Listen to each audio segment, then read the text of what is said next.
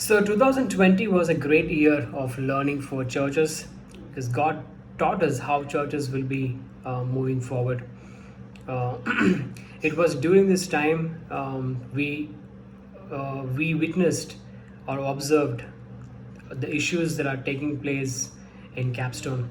Not just us, even the volunteers who observed, they came to us and they shared their concerns and issues. Listening to all these things as a family, we were really disturbed and we wanted to address these issues and get them resolved.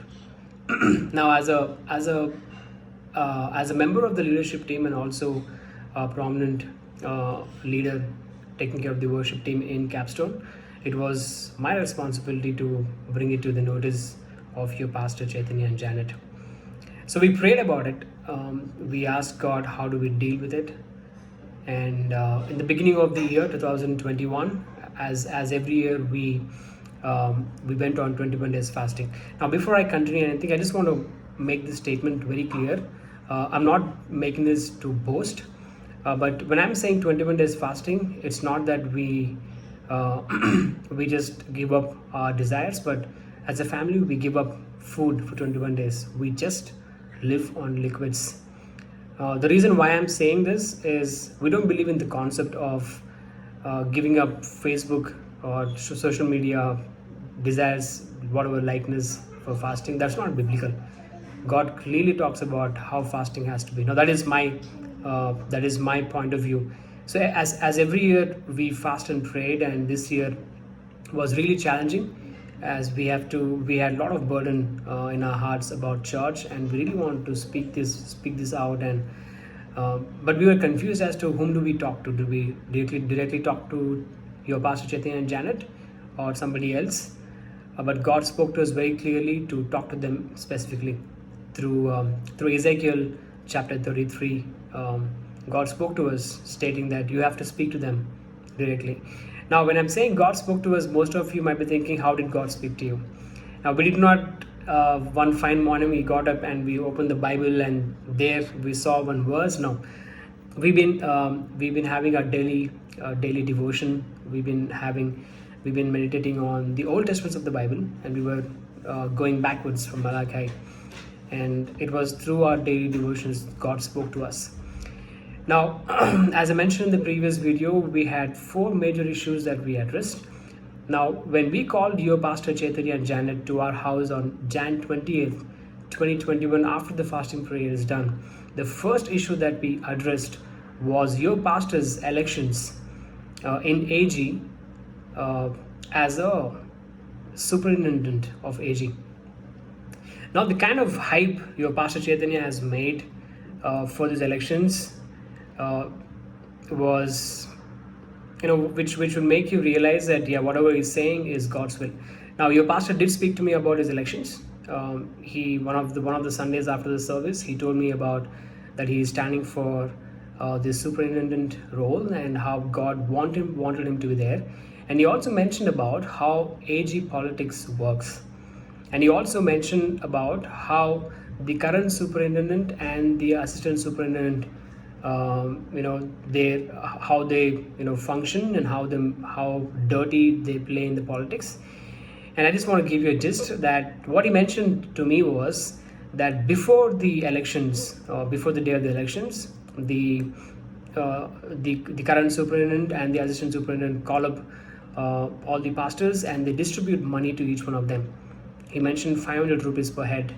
And when I heard that, it was really heartbreaking for me, because for me I felt it was very dirty.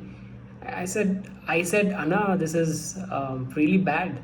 And he said, well, we have to, God wants me to change. I said, well, if God wanted you to be standing for that role, go ahead and we will continue to pray. Now, he's been preparing for the elections and he prepared his staff. He also prepared them what would happen once he becomes the superintendent of AG, the hierarchy of staff and his availability. And he also invested in the furniture. There are some sofas specifically bought for this reason, stating to the staff that pastors, because once he becomes superintendent, he will have visitors coming, so he want to keep the premises very neat and pleasing. And then he also told to the volunteers about this and how he mentioned it is God's will for him to stand for that role. And he also made the church pray for him. One of the Sundays after the service is done, he made the church stretch out his hands and he asked them to pray for it. Now, in all this, in all this process, in all these scenarios, what I understand is how stern and how firm he was about God's will. Now, there is nothing wrong in him standing for the elections. That is something which is personal to him. We are no one to comment on it. But the way he projected himself and saying God's will was something which, as a believer, I would be like very much encouraged that how strong he is on God's will. Now, when the elections took place, it was exactly opposite. Now, the day before the elections, he made the staff pray for him, and the staff prayed that God's will be done.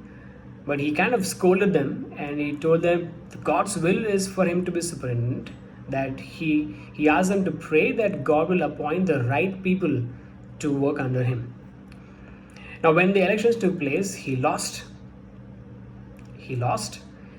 And then he went and stands for the assistant superintendent of AG, and he gets through it.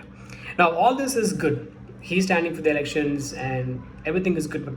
But as a believer, when I got to know about this, I was really disturbed. Not just me, at least most of the volunteers also had the question that how come whatever he mentioned last week is different this week. Now, when he put up the message in the leadership team WhatsApp group, this is the message I sent. I said, congratulations, Pastor, on your new role. But I wanted to know who compromised. Did God compromise or you compromised? Because I believe in a God that if God is saying this is God's will, He will bring it to pass. Now, my concern or my intention of asking that question was, you made up so much of hype to your staff. You made up, you told you're confidently to the volunteers, and you also were so confident to the church. But now you come back and you tell that this is what. It's exactly opposite. My question is, what would church will think about you? And as a believer, I would not believe you. If there was a new believer in the church, he or she will definitely think, isn't he the same pastor who said last week that God wanted him to be superintendent, but now he's gonna say assistant? Now, when I asked this question, he was offended. He asked Androna to call me up, and Androna spoke. I gave my point of view, and I said, see, I'm not against it, but my only concern is what would church think about it.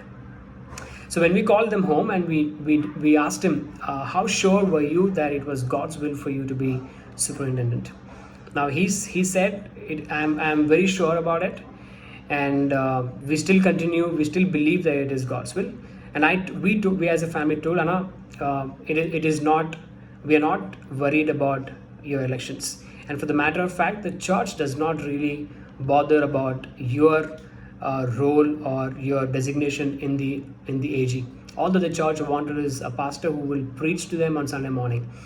Now, you standing on the stage and telling it is God's will, and the following week you coming and saying that we felt it was God's will, later only we understood assistant was God's will, it's going to unnecessarily put questions in people's mind that it might not be able to, they'll not be able to accept it. That was the feedback that we wanted to give. And we also asked him, was it God's will for you to stand for the assistant?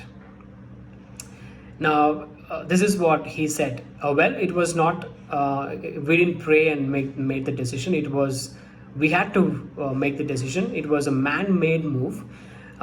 If had I not stood for the assistant, he particularly mentioned that the AG as an organization would have broken into two pieces. Now that was something which I could not accept it, but fair enough. It is elections, politics, I understand. So it was, for me, it was convincing, but my only point that I told to your pastor was, it is fair enough, but now you cannot go and tell this to entire church, right? In the volunteers meeting, he made this statement that the early church did not believe in whatever they did, and they failed it. And he also mentioned to the volunteers that he not becoming a superintendent because the church did not believe in.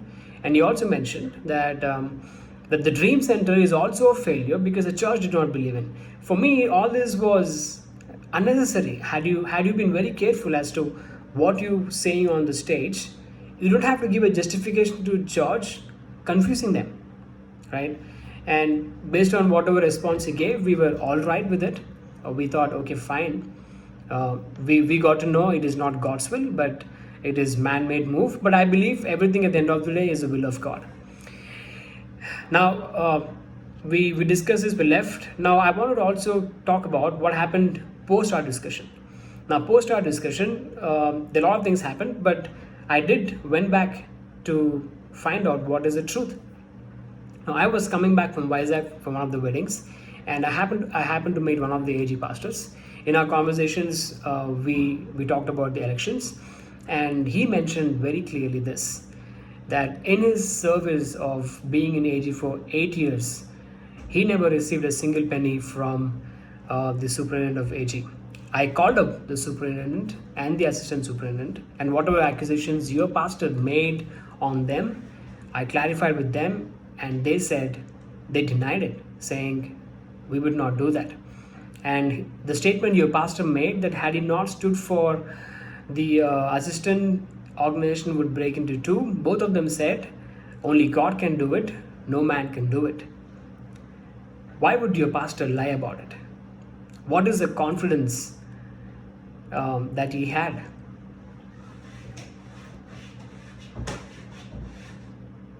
It is not right.